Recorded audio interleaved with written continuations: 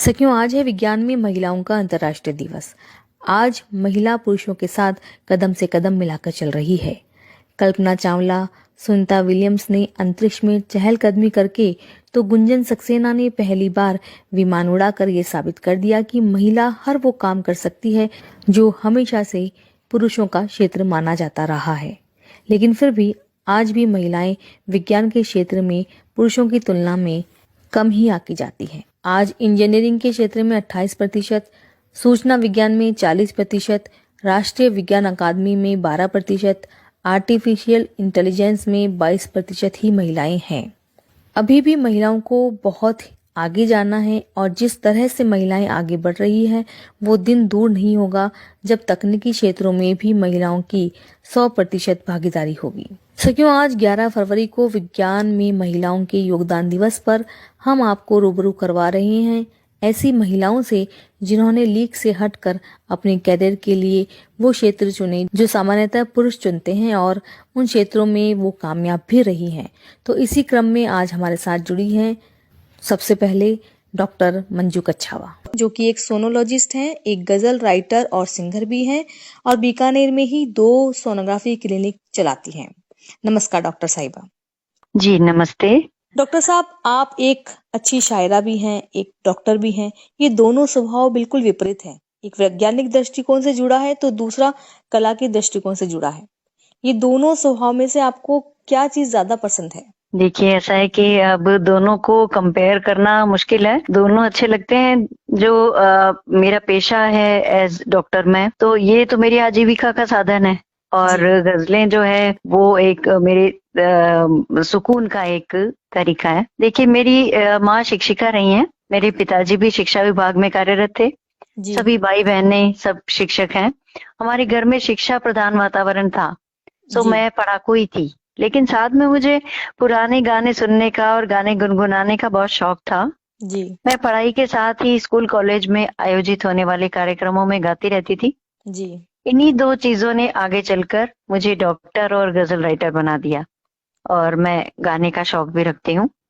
समय निकालकर गाने की प्रैक्टिस भी करती हूँ। जी, जैसा भी आपने बताया कि आपके घर में सब लोग शिक्षक ही हैं, तो आपको कब लगा कि आप डॉक्टर बनना चाहती हैं? ये बचपन से यही रहा। वही मैंने बताया ना कि जैसे शिक्षा का माहौल रहा हमेशा से, तो पढ़ने का शौक था और पढ़ने में अपने अपने इंटरेस्ट की रुचि की बात है, तो मुझे विज्ञान वाले जो विषय उनमें अधिक रुचि थी। ये नोबल प्रोफेशन है ना, तो ये बचपन से ही क्या अट्रैक्ट करती है ये चीज, है ना। मन में ऐसी एक भावना होती है कि हम समाज के लिए कुछ करें, देश के लिए कुछ करें, तो वो भी भावना इसमें जुड़ी रहती है। जी जी जी, बिल्कुल सही कह रही हैं आप। क्लिनिक के साथ आप घर भी संभालती हैं, तो क्या कभी आपको परेशानी हुई इनमें? नहीं, देखिए, ऐसी कोई परेशानी नहीं हुई। मेरी दृष्टि में, मेरी सोच में मुझे कभी भी स्त्री पुरुष में कोई भेद नहीं लगा। स्त्री हो या पुरुष, दोनों ही मानव हैं, इंसान हैं। दोनों को ही स्वावलंबी होना चाहिए। घर परिवार की जिम्मेदारी भी दोनों को समान ही निभानी चाहिए। ऐसे कोई काम नहीं जो सिर्फ महिलाएं ही करें या पुरुष ही करें। अब देख लीजिए, रेस्टोरेंट्स में पुरुष ही खाना बनाते हैं, साफ सफाई करते हैं। बिल्कुल अतः ये धारणा गलत है कि महिलाओं का काम घर में रसोई बनाना और झाड़ू पोछा लगाना है। कामकाजी युगल तो बाहर एक सा ही काम करते हैं, सो घर के काम भी बारी बारी से करने चाहिए। जी, यानी कि कोई भी ऐसा फील्ड नहीं है जो अपन कह दे कि ये तो पुरुषों के लिए उचित है, ये महिलाओं के लिए। हर क्षेत्र में महिला और पुरुष दोनों बराबर के भागीदार हो सकते हैं। जी बिल्कुल। आप हमारी महिला श्रोताओं को क्या संदेश देना चाहेंगी, जैसे कि आज विज्ञान के क्षेत्र में उन्हें आगे बढ़ने के लिए क्या प्रेरणा देना चाहेंगी? जी देखिए, बालिकाओं और महिलाओं के लिए मेरा यही संदेश है कि कोई ऐसा काम, कोई भी ऐसा क्षेत्र नहीं जो सिर्फ पुरुषों के लिए या सिर्फ स्त्रियों के लिए हो। चाहे सेना हो या विमान सेवा, चाहे शिक्षा या मेडिकल, पुलिस, न्याय व्यवस्था, हर क्षेत्र, हर काम महिलाएं सफलता पूर्वक कर रही हैं। मेरा यही संदेश है कि घर से बाहर निकलें, शिक्षा प्राप्त करें, स्वावलंबी बने। इसमें चाहे जो कोई भी आड़े आए उसे सख्ती से अपने रास्ते से हटाती जाए, क्योंकि स्वावलंबन ही अस्तित्व है।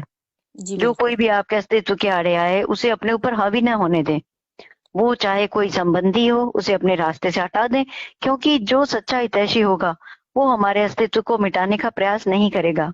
बिल्कुल जो कोई भी हमारे अस्तित्व को मिटाने दबाने का प्रयास करे, वो संबंध, वो व्यक्ति, वो संबंधी, वो संबंध झूठा है, जहर है, उसे जी जी बेझिझक खत्म कर दें।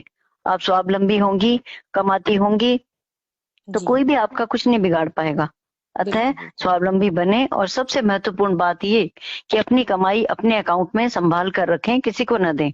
जी जी घर बिल्कुल खर्च में पति पत्नी दोनों बराबरी का खर्च करें, एकदम हिसाब से। बिल्कुल किसी की बिल्कुल इमोशनल बातों में ना फंसें। बिल्कुल और बिल्कुल आखिरी बात ये कि नारी तो त्याग की मूर्ति है। इस षड्यंत्रकारी झांसे से बाहर निकलें, ऐसी बातों में कतई न फंसें। यही मेरा बिल्कुल संदेश है। बिल्कुल सही कहा आपने। महिलाओं का स्वावलंबी होना, पैरों पे खड़ा होना जितना जरूरी है, उतना ही जरूरी है अपने घर के वित्तीय प्रबंध में उनकी भागीदारी। क्योंकि अगर महिला अपने पैरों पे खड़ी है, पुरुषों के साथ कंधे से कंधा मिलाकर चल सकती है, तो उसे अपनी कमाई पैसे का भी पूरा भान रहना चाहिए। उसे ये पता होना चाहिए कि उसकी कमाई को कब कहाँ इन्वेस्ट करना है। ये उन महिलाओं के लिए खासकर एक अच्छा संदेश है जो खुद तो कमाती हैं परंतु अपनी कमाई को अपने पति के हाथों में दे देती हैं, और उनके पति नशे में और बुरी आदतों में उन्हें उड़ा देते हैं और वे स्वयं कभी भी वित्तीय रूप से स्वतंत्र हो ही नहीं पाती। ऐसी महिलाओं के लिए अच्छा संदेश कि रुके नहीं, झुके नहीं, डरे नहीं, अपना हक सहीज कर रखें। देखिए अब हमारे साथ जुड़ी